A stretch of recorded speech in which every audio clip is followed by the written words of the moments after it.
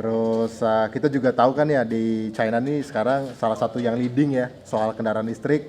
Mungkin ada bisa cerita sedikit-sedikit lah insight-insightnya seperti apa di sana gitu ya. Kebetulan kan tadi kita ngobrol-ngobrol katanya di sana juga pakai mobil listrik ya. Betul.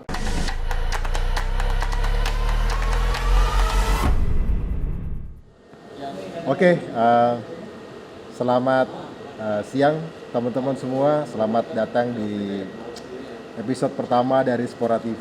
Nah, ini pertama kali nih kita bikin series video ini. Kebetulan di episode pertama ini kita kehadiran teman yang sangat luar biasa. Ini salah satu engineer dari Indonesia ya, yang bisa berkiprah di luar negeri ya gitu ya. Biasanya kan bisa jadi kisah yang menarik nih. Ini saya manggilnya Mas aja ya. Gak apa-apa kan Mas ya? Gak apa-apa. Mas Mahendra atau biasa dipanggil Aci. Beliau lama berkecimpung di dunia otomotif. Kebetulan lama di luar negeri. Saat ini di Audi China ya. Betul ya? Gitu. Nah nanti kita coba ngobrol-ngobrol lah. Mungkin nanti Mas Aci bisa cerita pengalamannya di sana seperti apa. Nah itu juga mungkin bisa jadi cerita yang menarik.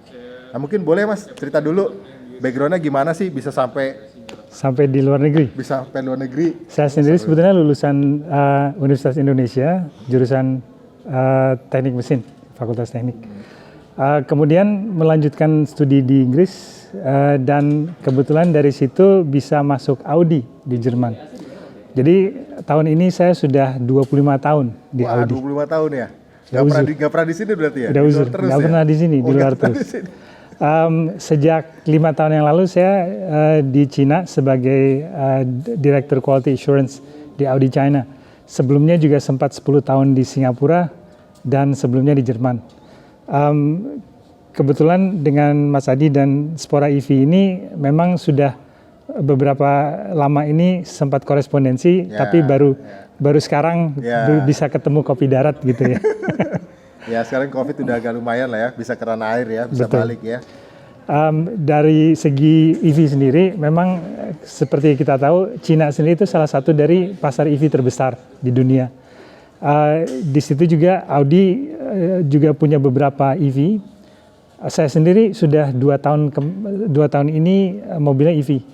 Saya sendiri, istri saya, dan di rumah juga ada skuter listrik. Jadi udah 2 tahun nggak bau bensin gitu ya. Wah, tuh. Udah benar-benar pengguna berarti ya? Ya. Gitu ya? Bisa ngerasain semuanya. Tapi memang infrastrukturnya sudah maju di Cina. Di Beijing sendiri itu mungkin lebih dari 40.000 titik pengecasan. Jadi nggak rebutan lah kita. Nggak rebutan ya. Tapi memang di Cina sendiri perbandingan antara mobil listrik dan charging itu 1:2 masih. Jadi bayangin aja mulai kalau nggak salah tahun ini itu mungkin lebih dari 1,4 juta titik charging, bukan total. Okay. Jadi dengan populasi mobil listrik di Cina sendiri itu masih belum rebutan gitu ya. Oke. 1/2 itu maksudnya satu charger 2 mobil atau? Satu mobil 2 charger. Satu mobil 2 charger, jadi banyakkan charger ya teman-teman? Banyakkan chargernya. Banyakkan chargernya. Daripada mobil. Oke. Memang di Cina sendiri sih kebanyakan orang punya wallbox di rumah ya. Jadi artinya public charging sendiri itu mungkin nggak begitu sering dipakai, jadi nggak bisa nggak akan antri gitu. Okay. Mungkin di mana tempat yang pernah saya pengalaman ngantri itu cuma di tempat-tempat wisata. Oke. Okay. Karena biasanya di situ juga terbatas, mungkin ada 10 atau 20 charging station. Tapi pengunjungnya banyak gitu ya. Lagi pula di Cina sendiri itu EV sedang digalakkan karena memang ada insentif sendirilah. Kalau misalnya di Indonesia itu plat biru itu bisa bebas ganjil genap, sama juga di Cina itu juga bisa bebas restriksi lalu lintas. Misalnya ban day istilahnya, di mana 1 hari dalam seminggu itu kita nggak boleh masuk kota. Oke, kalau insentif menarik tuh. Kan kita banyak dengar cuma nggak tahu pasti. Insentifnya sebetulnya berapa banyak ya? Kalau dari segi uang itu ada nggak sih? Dari segi uang ada, itu ada yang namanya purchase tax exemption atau pembebasan pajak pembelian. Oke. Kira-kira itu 10%. Jadi kalau dari harga mobil. Oke. Jadi harga mobilnya sendiri itu masih terjangkau. Sekarang kalau di Cina sendiri itu justru mobil Cina yang jadi tuan rumah di negeri sendiri gitu ya. Merek-merek Cina ya. Merek-merek Cina. Yang EV juga ya. Yang EV, justru EV. Oh, yang lainnya masih banyak merek-merek asing. Oke. Tapi khusus EV itu di situ selain merek-merek Cina, mungkin cuma Tesla ya yang cukup digemari di sana. Oke, Gitu. oke. Jadi banyak teman-teman ya merek-merek kendaraan listrik di China ya. Mungkin beberapa kita nggak pernah dengar di Indonesia, mungkin gitu ya. Masih jarang. Sekarang yang kalau di segmen di mana Audi berkiprah di premium segment, itu ya pemain-pemainnya seperti NIO ya. Xiaopeng, ya. terus justru Hy-Vee, yang mobilnya ajaib itu. Iya, mobil ajaib. Teman-teman mungkin pernah lihat lah di YouTube lah, Hy-Vee nama mereknya, ya. Kemudian juga sebetulnya ada beberapa juga seperti Arcfox yang mungkin belum masuk di sini kali ya. Oh, tadi kita juga sempat ngobrol di Huawei ngeluarin mobil listrik juga ya, Mas? Itu betul. Iya, betul. Jadi memang bukan hanya produsen mobil di Cina yang mulai mengeluarkan mobil listrik, tapi justru Huawei. Tapi Huawei sendiri sebetulnya bukan cuma produser handphone ya di Cina. Oke. Tapi mereka itu tier 1 supplier untuk connectivity, juga baterai dan infotainmentnya. Jadi artinya ada beberapa pabrikan juga yang menggunakan infotainment sama operating systemnya dari Huawei. Untuk di otomotif? Untuk di otomotif. Oh, okay. Jadi mereka sebetulnya bukan produsen handphone yang bikin mobil. Bukan cuman, tapi karena mereka memang cukup berkiprah sebagai supplier chain ya. Punya gitu ya. Betul. Gitu. Cuman kemarin belum punya mobil sendiri gitu ya. Oke. Sebelumnya sempat kerjasama dengan Ceres, tapi yang baru-baru ini dengan Aito 5 itu mereka kerjasama sendiri. Jadi bukan lagi sharing dengan yang lain. Oke. Tadi kan sempat cerita ya, Mas Aci kan di grup Audi VW lah gitu ya, Audi dan VW satu grup kan ya bisa dibilangnya. Kalau di grup Audi sendiri gimana Audi sama VW ya, kendaraan listrik ya? Kalau Audi sendiri kita sudah mulai beberapa tahun yang lalu. Jadi sekarang portfolio kita yang EV itu cukup banyak ya. Kita selain e-tron SUV dan e-tron Sportback, saya sendiri di rumah e-tron Sportback ya. Dan kita juga selain e-tron dari SUV dan Sportback, kita juga ada Q4 Sportback dan Q4 SUV e-tron. Oh, banyak dong, itu kecil. Berapa model berarti yang EV? Jadi EV itu kita ada sekarang ada 5 model. 5 model. Okay. Dan akan datang tahun depan akan ada beberapa model lagi. Okay. Dan juga model-model konvensional kita seperti Q5 atau A6 itu juga ada plug-in hybridnya. Versi plug-in hybrid. Okay. Tapi dengan pure EV kita ada e-tron SUV, e-tron Sportback, Q2 e-tron sama Q4 e-tron yang sekarang baru. Sedangkan dari kerjasama kita dengan SAIC, kita juga ada Q5 e-tron. Okay. Jadi ada 5 model di Cina yang pure EV. Oke. Itu nggak masuk ya kita ya, Indonesia ya? Belum masuk. Belum masuk ya? Mudah-mudahan akan masuk, tapi sampai sekarang masih belum ada. Ya. Belum tahu ya. Oke. Terus kalau kita bicara EV, yang Mas Aci bayangkan atau harapkan kalau EV di Indonesia gimana ya? Atau yang dilihat dirasakan seperti apa? Sebetulnya saya sih cukup senang yang ngelihat ada teman-teman yang seperti Mas Adi dengan Spora dan ada startup lainnya. Yeah. Jadi artinya EV itu sebetulnya kan bergerak dari kita mau sedikit sustainable gitu kan. Yeah. Jadi artinya bukan hanya karena operational cost-nya murah, tapi justru karena kita lebih peduli dengan lingkungan gitu. Ya, jadi memang disitulah saya juga senang dengan ada kebijakan pemerintah seperti ini untuk mendukung EV. Dan juga kan kita juga punya cadangan nikel terbesar di dunia ya, yang berarti bisa menjadi epicentrum dari produksi baterai atau produksi komponen untuk baterai di Asia Tenggara. Harusnya sih begitu ya. Ya. Oh ya, saya dengar tadi juga sebelumnya kita sempat ngobrol panjang. Katanya pernah jadi wartawan juga loh nih teman-teman. Jadi banyak nih Mas Aji ini ternyata banyak nih.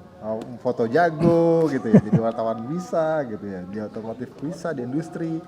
Kalau waktu jadi wartawan ceritanya gimana Mas? Tambahan aja lah ini. Sempat jadi koresponden dari Gramedia Group. Jadi waktu itu ada majalah otomotif Auto Expert namanya, di mana saya juga jadi kontributor tetap ya. Dan ada beberapa cover juga ya. Oh, jadi kalau dia jadi masih nyimpen majalahnya mungkin baru lihat nih. Yang nulis siapa gitu sebenarnya. Memang saya dulu hobinya sejarah otomotif. Jadi banyak artikel-artikel saya itu tentang sejarah-sejarah otomotif, khususnya museum-museum di pabrikan-pabrikan Eropa, di mana yang namanya tradisi itu sangat penting untuk merek-merek Eropa. Jadi masing-masing pabrikan itu biasanya punya koleksi sejarah model-modelnya mereka. Masing-masing itu punya museum. Audi juga punya museum, VW punya museum sendiri, VW Group sendiri di Autostad itu punya semacam kayak Dufan ya, kayak dunia fantasi otomotif, di mana masing-masing merek di bawah naungan VW Group itu ada pavilion sendiri-sendiri. Jadi benar-benar seperti kayak masuk theme park gitu ya. Theme park tapi otomotif ya. Otomotif. Dan juga hampir semua pabrikan Eropa yang mempunyai sejarah cukup panjang itu pasti punya museum atau koleksi.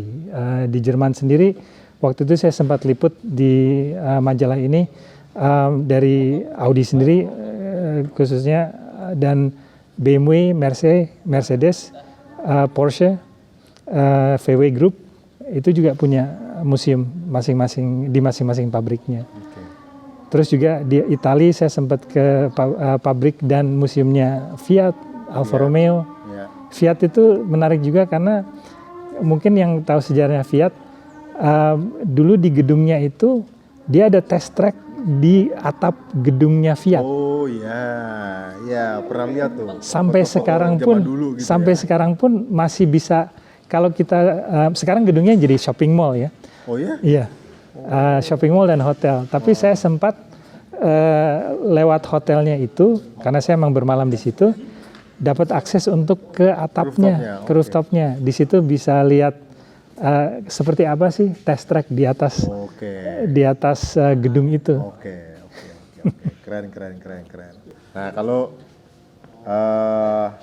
masih ada kepengen sesuatu nggak atau punya rencana lain, cita-cita lah atau mimpi yang belum kejadian? Rencana mungkin nggak ada ya, tapi saya sebetulnya mengharapkan bahwa EV ini akan diadopsi lebih cepat di Indonesia ya. Karena memang di sini semua infrastrukturnya kayaknya memadai ya buat ini, baik dari sumber dayanya maupun dari orang-orangnya juga gitu kan. Market juga cukup besar.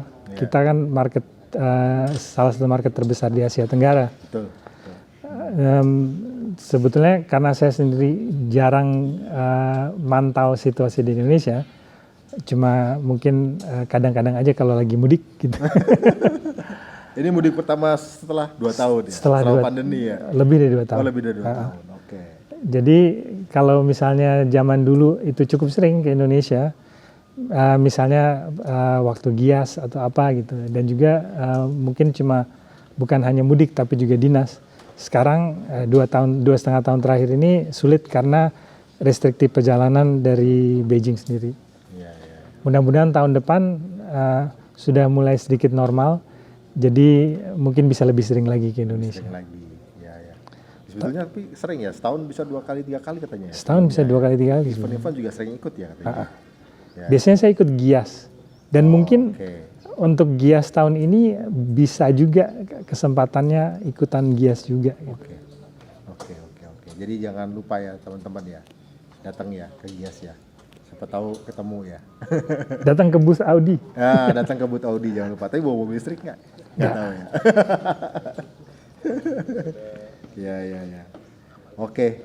Ya mungkin gitu aja ya Mas ya. Terima kasih atas Terima kesempatannya. kasih Mas Aci jauh-jauh datang dari Beijing nih teman-teman. Mampir ke workshopnya Spora EV sore ini. Kita bisa ngobrol-ngobrol banyak ya Mas Aci ya. Kita juga belajar banyak sekali insight-insightnya.